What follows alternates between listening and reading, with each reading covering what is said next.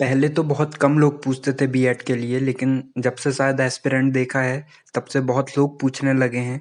तो जैसे कि मैंने बीएड करा है, बहुत लोगों को पता होगा, एमएससी मेरी अभी रनिंग चल रही है और मेरा प्लान ए जो है, वो टीचिंग एग्ज़ाम ही है। सबसे पहली बात, यदि आपने ग्रेजुएशन कर रखा है और आप लगभग 1 साल से तैयारी कर रहे हैं एसएससी को, तो एसएससी बिल्कुल भी मत छोड़ना। यदि मैं आपको बता दूँ तो एसएससी में भी बहुत से ऑप्शन हैं, आप सीएचएसएल दे सकते हो, आप सीपीओ दे सकते हो। तो और जो 4 ग्रेड की भी आती हैं, बहुत सी पोस्ट है, तो एसएससी की आप दे सकते हो इनको। और यदि आप तैयारी करने के बाद यदि आप बीएड करते हो, तो आपके 2 साल ये चले गए, इतने में तो आप बहुत अच्छे से तैयारी कर सकते हो। और यदि आप पीजीटी के लिए करोगे तो फिर एमएससी करना पड़ेगा या एमए करना पड़ेगा, फिर 2 साल ये चले गए आपके 4 साल। तो इससे अच्छा तो आप बहुत अच्छे से तैयारी करके आप एसएससी में ही रहें और एसएससी ही निकलेगा आपका।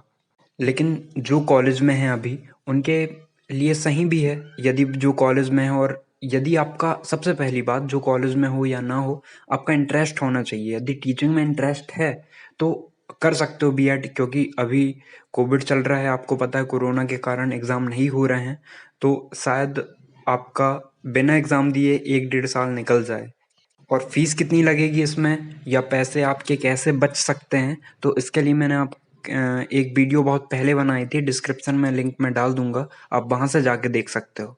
अब बीएड किनको नहीं करना चाहिए, क्योंकि देखो बीएड, अब जैसे सीटेट होता है, सीटेट मेरा क्वालिफाई है, तो सीटेट क्वालिफाई करने के बाद आप एनबीएस केबीएस में दे सकते हो। और यदि आपको लगता है कि यहाँ पे कंपटीशन कम है, तो ऐसा बिल्कुल भी नहीं है, कंपटीशन सब में सेम है, बस आपको तैयारी करना पड़ेगा। और यदि आप एसएससी छोड़ के इसमें आते हो, तो आपको एक्स्ट्रा सब्जेक्ट भी पढ़ने पड़ेंगे, लेकिन हाँ, आपको प्रॉफिट ये मिलेगा, आपको इंग्लिश नहीं पढ़ना पड़ेगा, आपको जीएस नहीं पढ़ना पड़ेगा, आपको मैथ से नहीं पढ़ना पड़ेगा, रीजनिंग भी आती है थोड़ी बहुत, तो आपको ये सब्जेक्ट का फ़ायदा मिल जाएगा। लेकिन आपको पेडागोजी हुई, और भी सब्जेक्ट हैं जो आपको पढ़ना पड़ेगा। लेकिन ये है कि एसएससी से ज़्यादा ऑप्शन आपको टीचिंग एग्ज़ाम में मिलते हैं, लेकिन आपका इंटरेस्ट होना चाहिए इसमें। तो टीचिंग एग्ज़ाम में आपके स्टेट के हो जाते हैं, एनबीएस हो गया, केवीएस हो गया, डी ट्रिपल एस भी हो गया, और भी अभी एकलव्य का निकला है। तो ऐसे बहुत सारे ऑप्शन हैं आपके पास, लेकिन कंपटीशन यहाँ भी कम नहीं है। लेकिन यदि आपको लगता है कि इंग्लिश इसमें जो है 250 नंबर की आती है, तो यदि आपको लगता है कि मैं इंग्लिश नहीं कर पा रहा हूँ, बहुत दिक्कत हो रही है, बहुत ज़्यादा ही हो रही है, या फिर मैथ्स वीक है जिनकी, तो वो देख सकते हैं प्लान बी के रूप में। लेकिन यदि आप एसएससी सोच के आए हो, तो आप एसएससी ही करो। और जब हम, आपको पता होगा, जब हम प्लान बी बनाते हैं ना, तो थोड़ी सी मुश्किल हो जाती, क्योंकि हमें पता होता है प्लान बी तो है, यदि ये नहीं होगा तो आप सोच सकते हो इसके बारे में। लेकिन जैसे अभी की कंडीशन है, जनसंख्या भी बहुत ज़्यादा है, फॉर्म भी बहुत ज़्यादा हर उसमें भरे जाते हैं, तो 2 चांस हमारे पास, 2 प्लान तो होना ही चाहिए, क्योंकि हर जगह का कंपटीशन आपको पता है। और मैं डिमोटिवेट नहीं कर रहा हूँ, ये कड़वी बात है, सच बात है।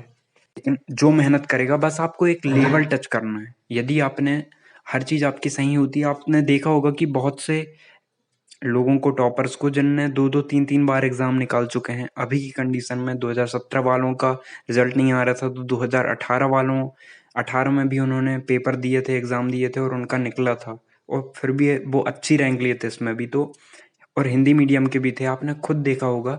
तो ऐसा बिल्कुल भी नहीं है कि आप एसएससी नहीं निकालोगे, बस आपको पूरे तरीके से जुटना है।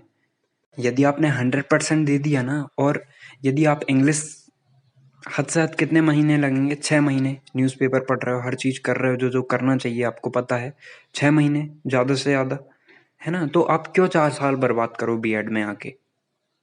लेकिन यदि आपको लगता है कि मैं साथ साथ में कर सकता हूँ, क्योंकि देखो अभी तो एग्ज़ाम नहीं हो रहे हैं, अभी क्लासेस भी नहीं लग रही हैं, लेकिन कुछ कॉलेज में ऐसा रूल होता है कि जाना ही पड़ेगा। जैसे मेरे कॉलेज में तो नहीं जाना पड़ता था, लेकिन कुछ सीखना है, टीचिंग करना है, मेरा पहले से ही है इंटरेस्ट, तो मैं कॉलेज भी जाता था।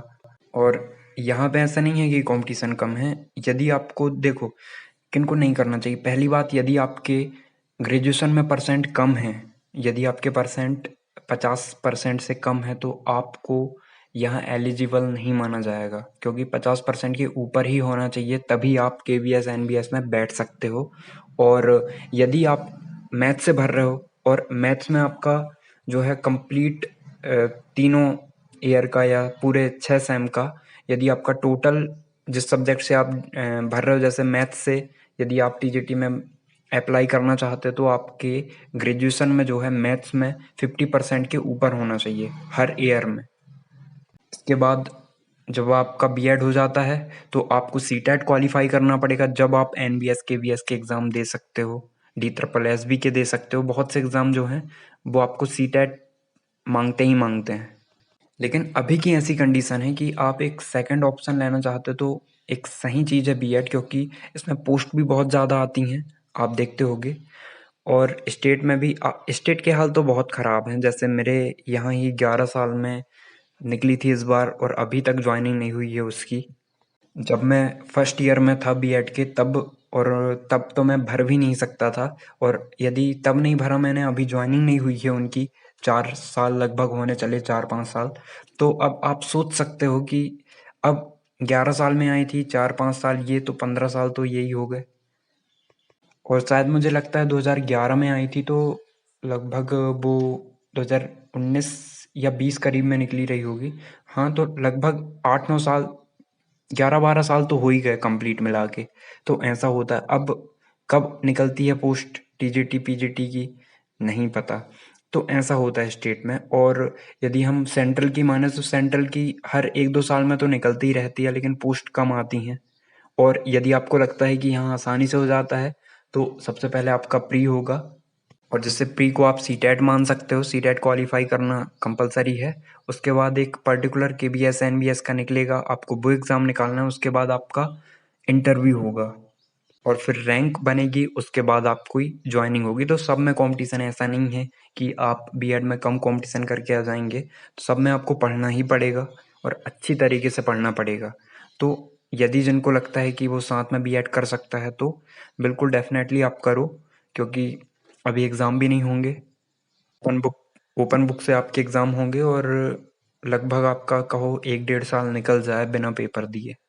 हाँ, और इसमें क्या ग्रेजुएशन जैसी मेहनत करनी पड़ती है? तो बिल्कुल भी नहीं।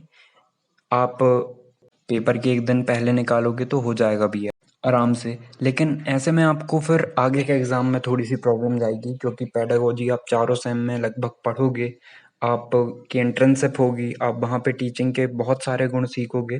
तो इसलिए तो आपको सीरियसली करोगे तो उसका आपको आगे जाके फ़ायदा मिलेगा।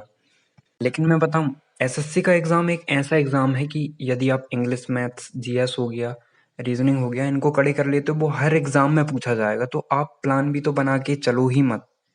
पैटर्न हो सकता है अदर एग्ज़ाम का अलग हो थोड़ा-सा, हो सकता है एक आध सब्जेक्ट आपको अलग से पढ़ना पड़े, जैसे एसआई का हुआ तो हिंदी आ जाएगी, वहाँ पे हिंदी आपको पढ़ना पड़ेगा।